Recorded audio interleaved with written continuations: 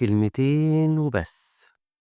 حلقة بعنوان هو وهي ليه مش فاهمين بعض، وفين سر السعادة الزوجية.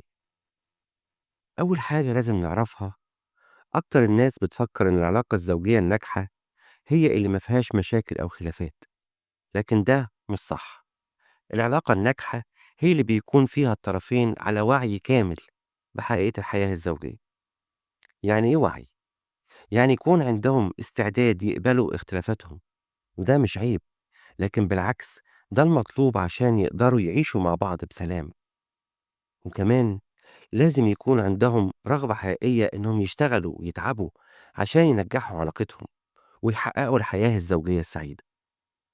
الزواج مش اللي خالي من المشاكل، الزواجات الطبيعية مش اللي ما فيهاش مشاكل خالص، لكن الزواج السليم هو اللي فيه مشاكل لكن الزوجين بيحلوا المشاكل دي مع بعض. أحلى حاجة في الزواج إنك تتعلم من الأخطاء وتكبروا مع بعض. يعني لو غلطنا نصحح الغلط ونتعلم عشان تبقى الحياة أفضل. الأساس هو الحب والاحترام.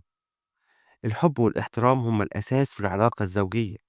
لو في احترام متبادل وحب حقيقي هيكون عندنا حياة زوجية أقوى وأحسن. كمان محتاجين نحترم قانون اسمه المحاولة والخطأ. قانون مهم اسمه المحاولة والخطأ. يعني إيه؟ ده من أقوى القوانين اللي بتساعدنا ننجح في زواجنا.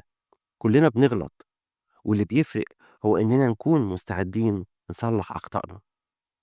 مش مهم إن مفيش خلافات، المهم إنك لما يحصل خلاف تقدروا تتعاملوا معاه صح.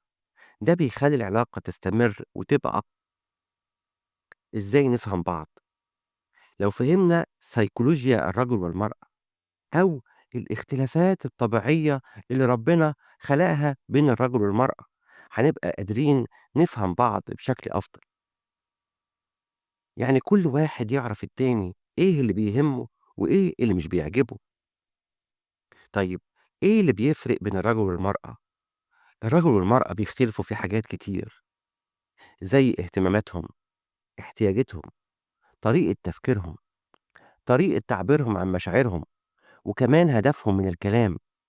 وكل الحاجات دي هنتكلم عليها في الحلقات اللي جاية.